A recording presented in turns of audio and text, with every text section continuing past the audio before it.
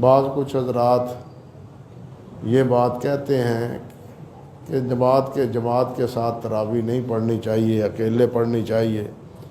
یہ تو حضرت عمر فاروق رضی اللہ تعالیٰ عنہ نے شروع کروائی تھی، غلط کہتے ہیں۔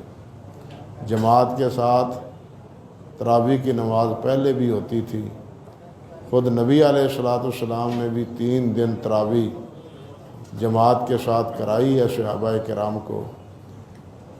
بعد میں نبی علیہ السلام کے انتظار میں صحابہ کرام رہے کہ آج پھر نبی علیہ السلام ہمیں تراویح کی نماز پڑھائیں، مگر نبی علیہ السلام نے فرمایا کہ میں تو اس لیے نہیں باہر نکلا اپنے معتکف سے کہ تمہارے شوق کو دیکھ کے کہیں اللہ ذوالجلال تم پر یہ قیام اللیل رمضان کا فرض ہی قرار نہ دے دے، اس لیے میں نے یہ تراویح آج جماعت کے ساتھ تمہیں نہیں پڑھائی۔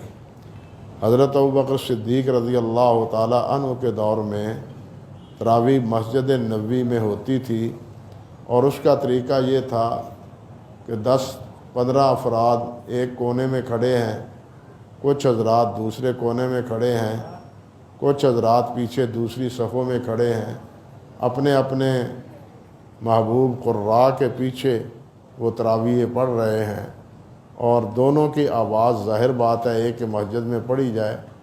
جن حضرات نے مسجد نبوی دیکھی ہے وہ جانتے ہیں کہ وہ کتنی بڑی ہے۔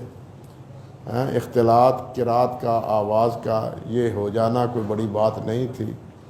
تو حضرت عمر فاروق رضی اللہ تعالیٰ عنہ نے یہی فیصلہ فرمایا کہ کیا ہی اچھا ہو کہ تمام حضرات کو ایک امام کے پیچھے کھڑا کر دیا جائے، جمع کر دیا جائے۔ تو حضرت عمر فاروق رضی اللہ تعالیٰ عنہ نے تمام کو ایک امام کے پیچھے کھڑا کیا ہے، یہ نہیں کہ پہلے نماز تراویح باجماعت ہوتی ہی نہیں، یہ غلط کہتے ہیں۔ اور یہ وہ لوگ دراصل کہتے ہیں جن کا جی عبادت میں لگتا نہیں، جن کا دل عبادت کرنے کے لیے تیار اور آمادہ نہیں ہوتا۔ اللہ ہم سب کو سمجھ دے، عبادت کا ہمارے دلوں میں شوق پیدا کرے۔